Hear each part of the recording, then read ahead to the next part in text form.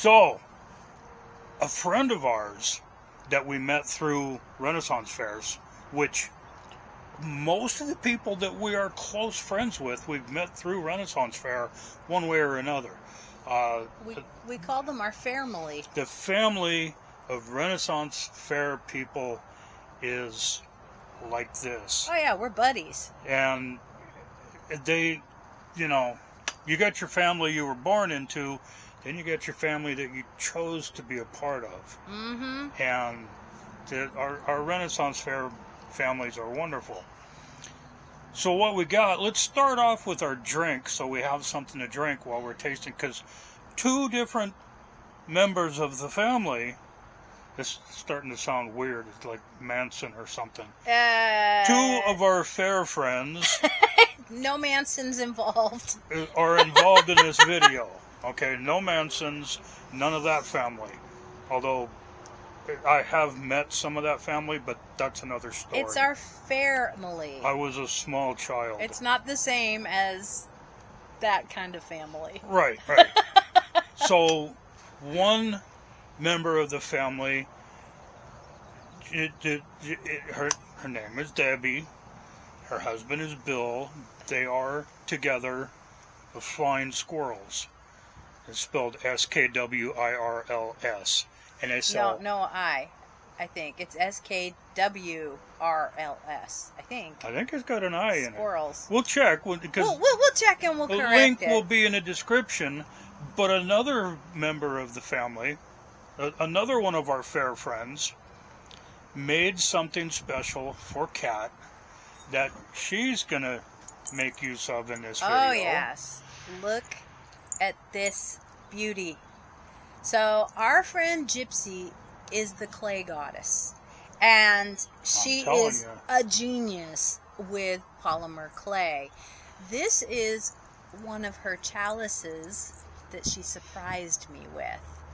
It has some wonderful lapis lazuli dangles on it from Afghani traditional jewelry, which I love because I like the look of it, but unfortunately the metal that they make it with, I can't wear any of my Afghani pot metal necklaces because I'm allergic to the nickel in it, but I can enjoy it this way. The color of the stones matches the glass. Yeah. Because she's not making the glass. No, okay? She's taking an existing piece and she's decorating it. And this is just marvelous. And she could make a mason jar look good. She has.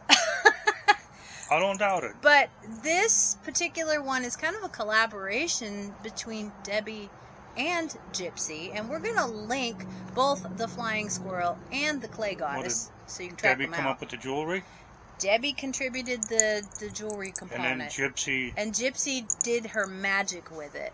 This cup is, well, chalice really, is extra special because this was a gift to me for losing 100 pounds. So I think, what better thing to sip a libation from? That counts as special. That's extra special. And I see you picked the one that I'm probably most likely to enjoy. The main thing is, for the first time in the history of the channel, trying sodas and stuff, I brought a bottle opener. That's a church key. Church key. We call that a church key. But it opens bottles. Well, yeah. And it opens cans. Now, there's a lot of people, I'm assuming, younger people, that have never seen one of these. Or at least they don't know it's called a church key. Ours had a magnet on it so we could pop it on the fridge. Then you always knew where your church key was. Right. This one has a hook so you can hole so you can hang it. Okay. So, what we have here from Jackson Hole Soda, made with cane sugar, batch brewed. That doesn't really mean much. I mean, the batch could be 1,000 gallons. Who knows? True. But batch brewed South Fork strawberry rhubarb soda. I'm gonna like that. I love rhubarb. And a strawberry rhubarb pie. Well, that's a picture featured on the label there. Is it? Yeah, look, the background is the pie around the outside edges. Pie with a lattice cover. And then you've got a portrait of somebody or another on a horse. Yeah, I don't know who he is. Anyway. But, here. Hit me. I can smell the strawberry. Hit me up with the good stuff in my special glass. I gotta sniff it now. I'm going radioactive with mine. You're also oh, it's air bubbles. You got air bubbles under your ice blob. Yeah, well. And it's belching. And then I gotta let it get cold because I don't drink sodas at room temperatures. I think that's a sign of how shall we say? We were talking about Manson, the serial killer, a psychotic. You don't drink sodas at room temperature. It's just not done. I don't like really cold beverages. They hurt my teeth. They don't have to be really cold. No, they hurt my teeth. You can't be warm. It's just it goes against nature. It's not warm. And all that's good. It's room temperature, and the ambient temperature is cool. That's not good enough. You got to have ice, and the soda has to be in contact with the ice. Doesn't that smell good? Oh man, it smells wonderful. Good. I can smell super ripe strawberry. Radioactive, but not overripe. No, not overripe. I gotta say, perfectly ripe, and the tang, the tartness of the rhubarb is also coming through. I'm smelling it. Back in the days when I was a truck driver, my first truck driving job, I was hauling man lifts, construction equipment, for a rental company. And I was hauling a low bed, and we would go into all sorts of different kinds of interesting places. I went into one of the preserves company that everybody's heard of, that starts with a SM and ends with a ERS, but I'm not going to say the name who it was. But this is probably throughout the industry. When it comes to large commercial organizations, I was in one of their processing plants. I believe it was in Oxnard. They make the preserves that are on the shelf in the grocery store out of near and possibly a little bit beyond the line rotten fruit. You look at the strawberry, you wouldn't eat it. You wouldn't pick up the strawberry and eat it. Because it's a little past its prime. But you make preserves with it, and hey, I don't hold it against them. I still buy the stuff and eat it. I like it. It tastes good. I'm sure they aren't using moldy fruit. It's not moldy. It's not rotten. It's just overripe. It's over the edge of where you might want to eat it. Which means texturally it's not going to be good to just eat as fruit. Right. But mushy. Flavor, it's a little mushy, but the flavor is going to be absolute peak because it's just before it's going to be done. But the strawberries, I mean, it didn't smell good in the place. You would think that inside a preserves plant like that it would smell good. It doesn't smell good. I would think you might be smelling a hint of fermentation in some of the fruit. It could be, but the worst is actually going into the refined white sugar plant that starts with a C and ends with an H. The Santa Ana. Oh my God. That place stinks. It's just, sugar processing is a terrible process. Now, what comes out in the bag, fine. You can eat it. Yeah. It's not good for you, but, it's not going to... Well, it's not as... in excess, yeah. Yeah. We really all eat too much sugar. You've got your sugar cane, which, when I was a kid, we used to get sugar canes, little pieces of sugar cane at the store for a nickel. Oh, God, I could gnaw on the way to school. I could gnaw on that for ages. You suck the juice out of it and everything. Yeah. It was wonderful. Somewhere between there and the bag, there's a point that stuff is just disgusting. And well, I haven't had that experience. I've seen it. But I'll take your word for it. You got to be able to look, you could just look past it and look at the finished product and say, yeah, it's okay. So since this is cane sugar, it part of this has gone through that process. Yeah. Well, I'm going to go in and try it. I don't know about you, but I'm going in for a sip. Smells wonderful.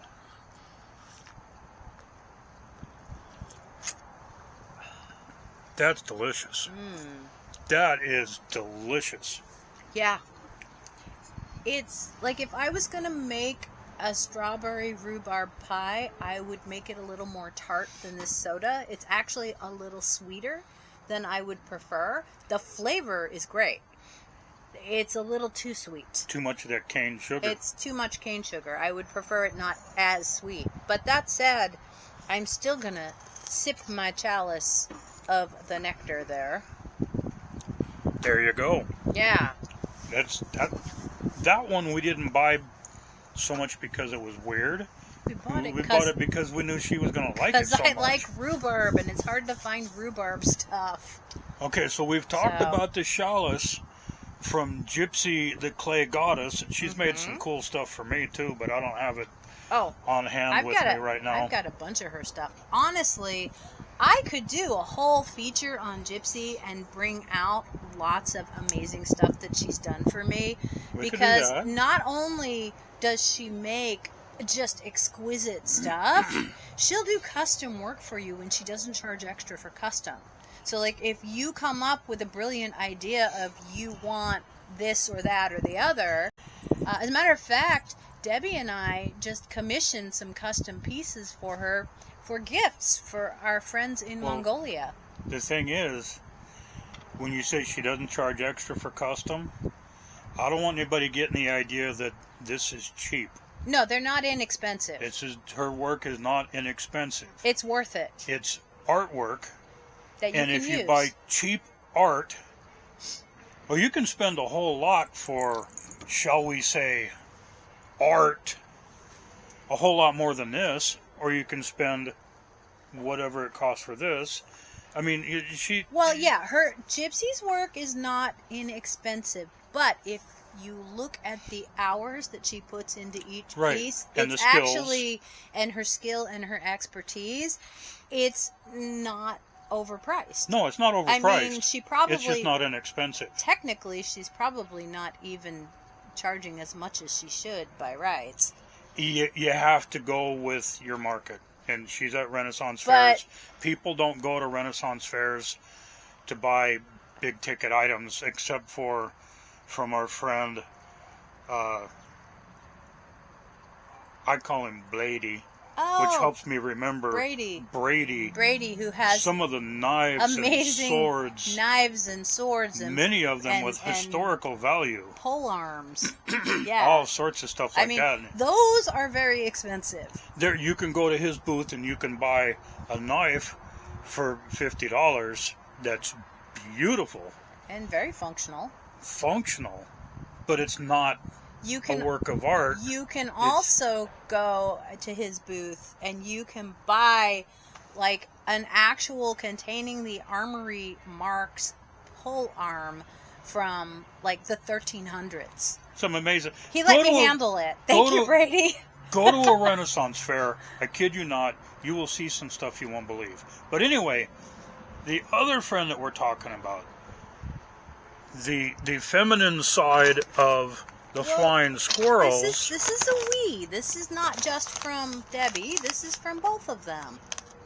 Okay, Bill was in on this too? Well, I don't know if Bill was in on it. No, this is from Gypsy. Oh, this is from Gypsy. This is from Gypsy. I thought you said these were from Debbie. They're from. Well, I think Gypsy and Debbie might be together right now because it says because we were thinking of you. Traveling around. But both of these came from Gypsy. Okay. See how easily confused I am? It's a Scottish thing. But anyway, yes, it says because we were thinking of you, Gypsy. And now I will say she's got nice handwriting. This is the first time we have ever had somebody actually mail us items to test and film. So okay. Now, neither one of these things I don't think necessarily she's going to like because she doesn't like pickles. Yeah, but I'll try them. Kettle pickles. Or kettle potato chips. Pickle flavored. Dill pickle flavored. Dill pickle flavored. But are they kosher?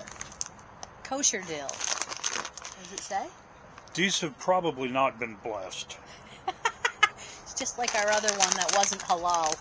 This one's probably not kosher. Although a lot of foods are marked kosher. Most foods are not kosher. I'm guessing the vinegar. It's potent? The vinegar is... take my breath away. Woo! The first sniff or taste of anything that's strong on vinegar takes my breath away. It's vinegar and the dill just jumps out at you. These are not going to be flavorless potato chips. I don't think they're going to be subtle. No, there's nothing subtle about these. At least I hope not, because we have had that happen. And this brand is 7 Select. That's not a brand I've heard of before. And they're actually... they expire a year and a half from now. These are actually fresh. We've been eating some potato chips that are like that close to being done. These are fresh. Okay, let's try them. Ooh. Very tart. The flavor is there. Mm-hmm. The vinegar is taking my breath away. It's like, ooh. It's like drinking pickle juice with crunch. If you like dill pickles, you're going to love these. Because they pretty much scream dill pickle. Mm-hmm. Wow. That's potent. And you can see, I don't know if you can see here, you can see the flecks of dill on the chips. That potato chip right there has more pickle on it than a Burger King fried pickle Whopper. Yeah, that just had pickle skin. This, well, actually, you could put these on a burger and get crunch and good pickle flavor. Because this is some strong pickle flavor. Okay, you don't even like pickles and you're eating another one. Mm-hmm. They're good. Ooh. They're better than an actual pickle, in your opinion, right? Oh, man. Ooh. It's very vinegary. It's got that kind of tart, puckery taste to them. I wonder what kind of face Percy will make later on when he tries them. I think Percy's going to like them. I'm going to clean my palate. Cleanse my palate with some strawberry rhubarb chalice liqueur, although it's not alcoholic. And I'll cleanse my palate with radioactive strawberry rhubarb soda. Okay. Because we have a Geiger counter. If you put it close to this glass, it goes off. Yeah, it does. It never goes into the danger zone, though. You can put... That's not one of... Okay, I had one that was from the late 1800s that was a lot more radioactive, but unfortunately it suffered an accidental demise. So this one is a lot newer. You can put the Geiger counter inside this glass and it won't go into the danger zone. But it will get ticking real good. Yeah. I don't think that one's over 100 clicks per minute. I don't know. I'd have to remeasure it. It's been a while since I measured that one. My old one was. Radioactivity does make things taste better, though. Just kidding. It doesn't. Okay. You can't tell. You can't even tell that it's radioactive.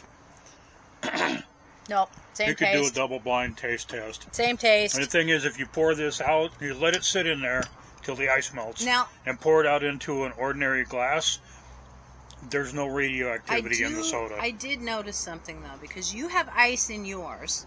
It tastes better. And I don't have ice. It actually has less intense flavor than... That's because it's watered down from the melting ice. That ice has barely melted. Oh, it's melted. It's not warm out here. It's melted.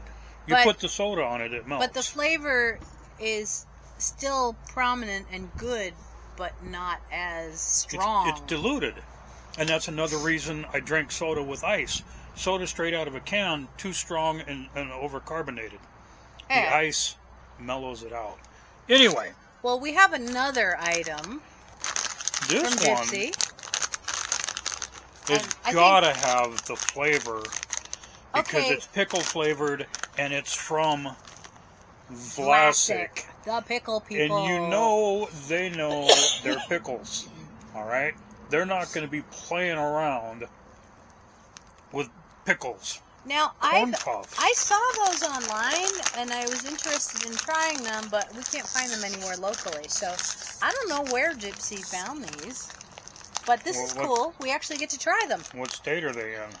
They travel around a lot. I think right now they might be in Arizona. I think.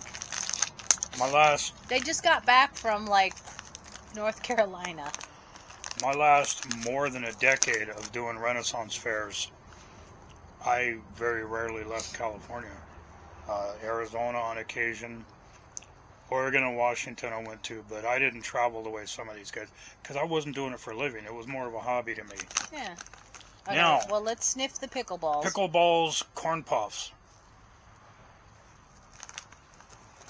It's there. It's not as powerful of a smell as the potato chips. It still smells like dill pickles. Mm-hmm.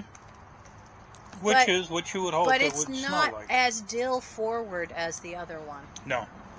And the vinegar isn't enough to take my breath away. And they're green.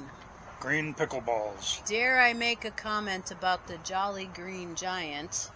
I was thinking about Kermit the Frog. Well, we've had frog balls before. I made you frog balls. Frog balls are amazing. So, pickled Brussels sprouts. Brussels sprouts. And we call them frog balls. We had some that we got in Gilroy, which were very garlicky frog balls. Well, it's Gilroy's. You know, which was good. But they charge like $15 for a little jar of them. Of frog balls when it costs you what? $2 to make it? And some time, of course. I made a big batch of frog balls in an afternoon, and it was like, I don't know, probably $5 to make the whole batch. Anyhow, I'm going to go in after my pickle balls. They're nowhere near as strong as the potato chips, but they're good. Ooh. Percy will eat probably a whole one of these. I like these better than the chips because they're not quite so pickly, up in your face pickle. Texturally, they're just like the corn puffs, like Cheetos. Cheeto type corn ball puffs. But they definitely have a distinct pickle flavor. The aftertaste is picking up on the corn. But the texture is great.